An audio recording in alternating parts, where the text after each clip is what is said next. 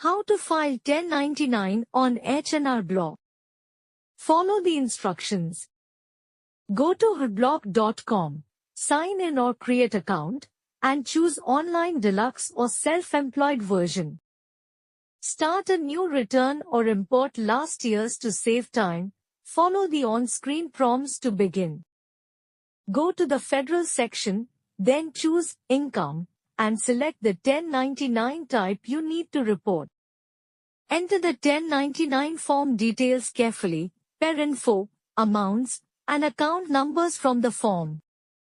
If 1099 NEC or 1099-K, enter business info and expenses to complete Schedule C for reporting. For 1099 MISC or 1099 INT, confirm if income is personal, hobby, or part of self-employment.